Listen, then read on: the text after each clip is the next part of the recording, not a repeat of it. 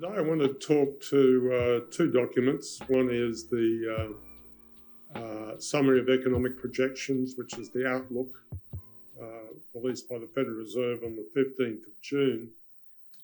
And then I wanted, after creating a structure for what the Fed is attempting to do, I'll then look at a measure of what the effect of what the Fed is doing is in the Chicago Fed National Activity Indicator, which was released on the 21st of June. I wasn't going to reference Cathie Wood at all, but she said the recession the US recession is already here. I guess, you always need somebody else to blame. But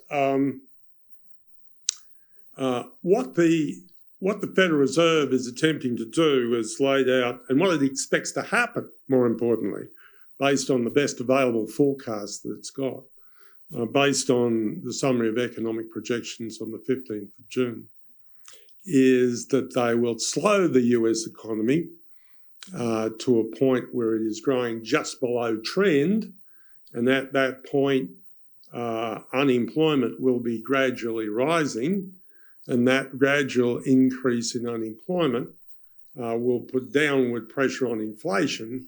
And by the time we get, after a period of hiking rates, mostly this year, but a little bit more next year, inflation will have rolled over next year, and they'll get to a situation by 2024 where they can start cutting rates.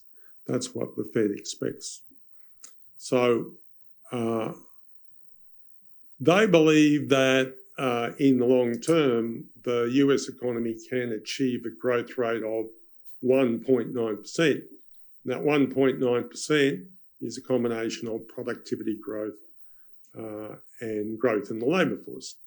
And they believe that what they're doing is already going to slow the US economy this year from the 2.8% growth that they saw in March to 1.7% growth, including the effect of the tightening that they're doing and the tightening that they expect, the 1.7% growth they now anticipate. Now, 1.7% is below that long-term trend of 1.9%, so that means that they anticipate that unemployment will go up. And instead of getting up this year, instead of ending the year with 3.5% unemployment, they'll end the year with 3.7% unemployment. Next year, what they're doing will generate, they believe, growth again at 1.7%, and that's 50 basis points lower than what they expected 3 months before. And so the result of that is that unemployment will have risen to 3.9% in 2023 as rather than the 3.5% they thought before. Same kind of thing happens in 24, and by then they expect unemployment to get to 4.1%. So they think that increase in unemployment, that gradual slackening of the US economy to below trend growth rate, that generates enough excess capacity in the US economy, put downward pressure on inflation. To achieve that, they think that they will need to put up rates to what they say in their estimates is 3.4% by the end of this year. Let's say a Fed funds rate of 3.4% by the end of this year. Now, when you actually look at the operation of the Fed funds, as I've pointed out before, what you actually get is, or what you actually achieve is an effective Fed funds rate, which is around about 8 basis points above the lower bound. So there is no 3.4% precisely, there is 335 basis points, which is above a lower bound of 3.25%, So if you've got a range of 3.25% by the end of this year for the Fed funds rate, which they would reach in November, in the meeting on the 1st and the 2nd of November, which is around about the same as Melbourne Cup Day in Australia, and around about the same time as our meeting at that time, they would get to a Fed funds rate of 335 basis points. And they can get now, there is no, now what's interesting about the Federal Reserve as opposed to the RBA is that the Federal Reserve meets every 6 weeks and the RBA meets every month. So that means that the upper level of the range that they want to put rates up at each individual meeting can be 1.5 times what the RBA is doing, and they can get to exactly the same place by the end of the year because there are 2 meetings, which I think are August and October, that the Fed just doesn't have a meeting in those months. But we have meetings in those months. So what the RBA has said, and what Mr. Philip Lowe, PhD, in answer to questions at a presentation about inflation last week said, that he expected rate hikes in Australia to be in the range 25 basis points to 50 basis points. Now, which means you can have you have a choice of what you've got. In a similar circumstance, the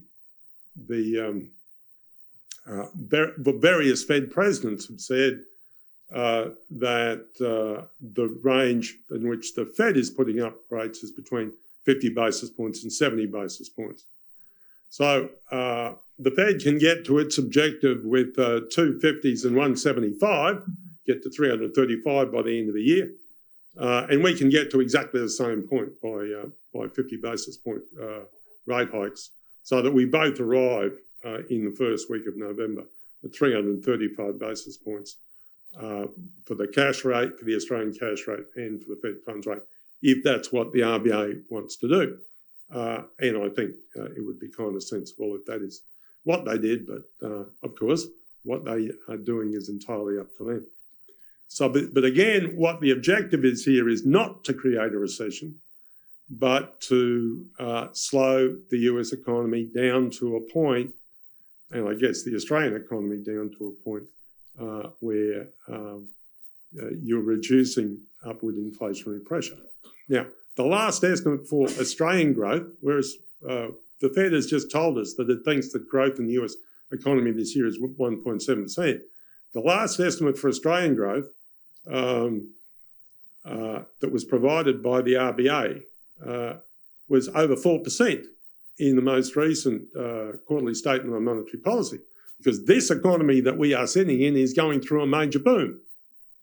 And it's going through a major boom because, again, as the governor of our Reserve Bank said last week, that the Australian terms of trade, the level of our export prices divided by our import prices, is the highest it has ever been in the data history that the RBA has got going back to the 1850s.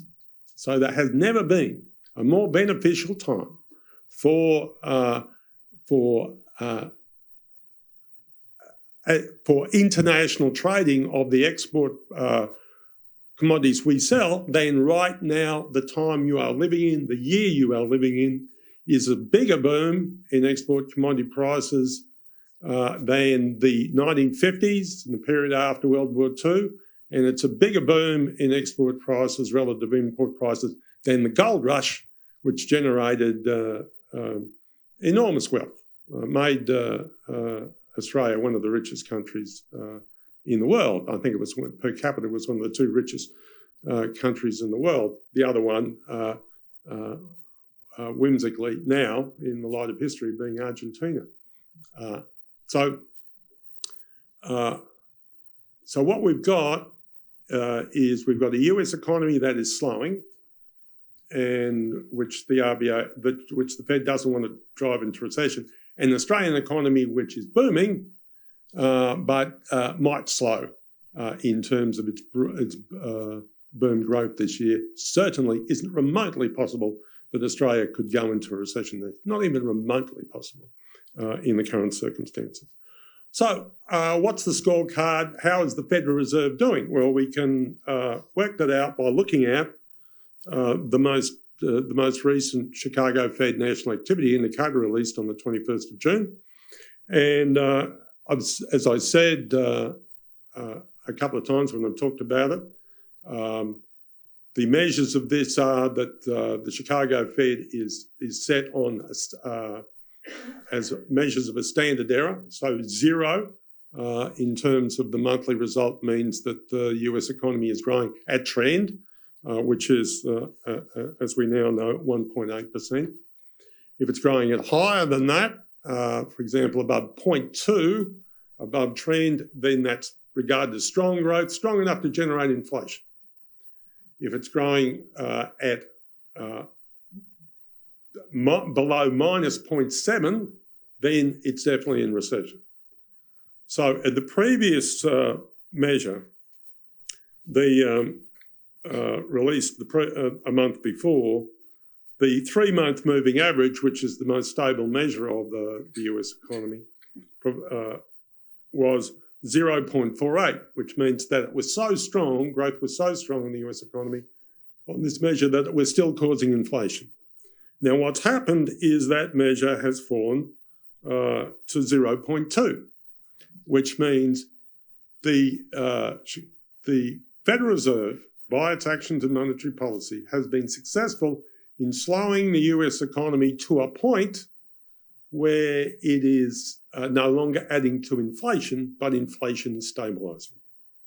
Now, what the Fed wants to get to is a situation where that reading in coming months comes in at below 0. That is to say, growth is below trend, but strong enough that there's no recession. That is to say, it's above minus 0.7.